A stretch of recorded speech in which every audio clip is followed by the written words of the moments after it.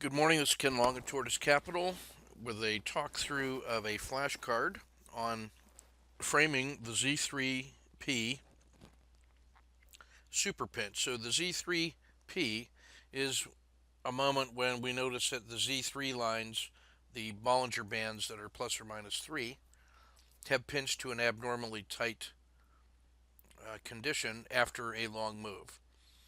What we call the super pinch is when our regression lines of interest, the RL10, 30, 90, and 270, along with the Bollinger Band mean of the river, when all of those things are inside this narrow box, then we have what we call a Z3 super pinch. For that bright shining moment, all of the traders and position holders that are reflected in our framework by the RL10 through 270, each one of those represents a different demographic of traders that are acting in our time frame of interest.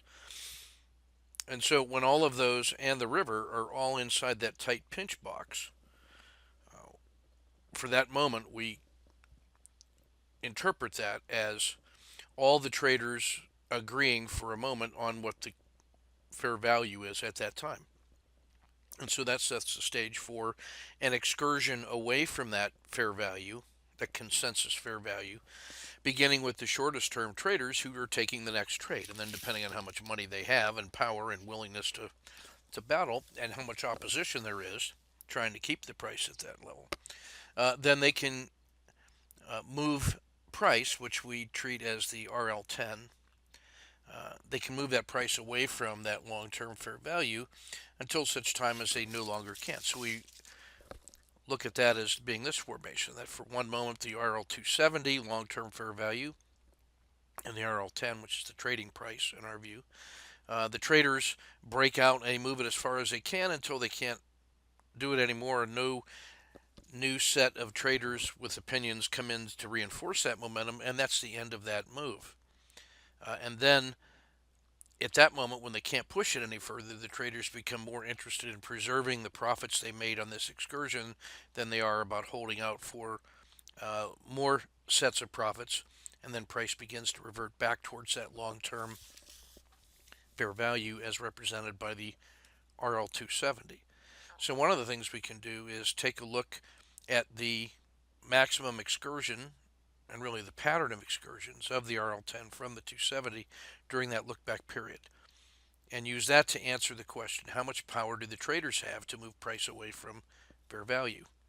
So when we're in this tight compression box, there's a couple ways that we might analyze this super pinch. And I will say the super pinch is fractal in our view. It works intraday and on swing trading and on position trading if you're using monthly charts. So this is sort of a general purpose pattern that we really like.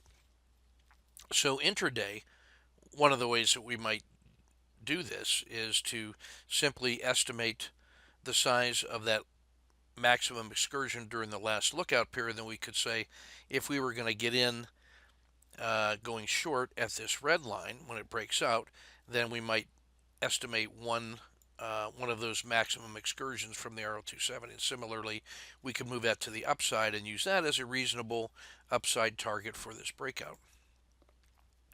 There's a refinement intraday where we can take a look at our daily range stat, which we compute in the usual way on the daily report, and then we could find the working high of the day and the low of the day. So maybe price was all in this channel between the blue lines from the time it opened until now. Price has been between the high and low of the day. So in that case, we take a range stat and we hang it from the high of the day, drop that down, and then that becomes the maximum reasonable intraday move to the downside, high of the day minus a range stat. Similarly, we find the low of the day and we hang or attach a range stat box on top of that, so we stack it on there and find that price, and then that becomes the low of the day plus the range stat. So the maximum reasonable moves for the rest of the day we define as being between those two dotted purple lines. So now I can see where I am inside that range of reasonable prices, inside my pinch box, and I wait for an entry to be a violation of that Z3 line in the pinch, or the entry short, breaking out from that pinch box. I can go short from here or long from here, and typically we'll use that pinch box as the risk unit, and we're willing to stop and reverse.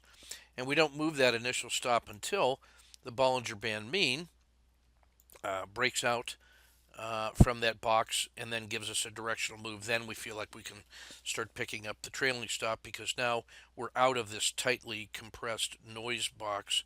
I don't want to adjust the price until the river itself has voted directionally by moving out of that pinch box.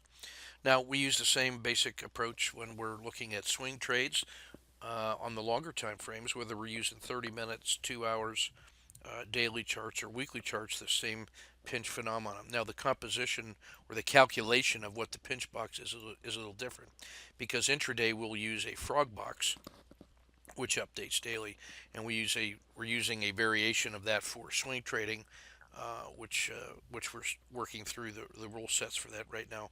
But it looks very promising. So that is the idea behind a Z3P. That's where the Z3 lines are pinched. A super pinch is a special case when all of the regression lines in the river are also inside that, and that's a moment where everybody agrees fair value. And then here's two different ways in which we might estimate a reasonable reward to risk ratio. Um, and I will just tell you, when you have all the regression lines inside the box, there is a reasonable large move, much larger than the width of that box, and so it's easy to see 2-to-1 reward to risk ratios, and this is very easy to screen for. And so this is rapidly becoming my bread and butter, another one of my bread and butter patterns. So thanks for your kind attention, and we'll see you in the chat room.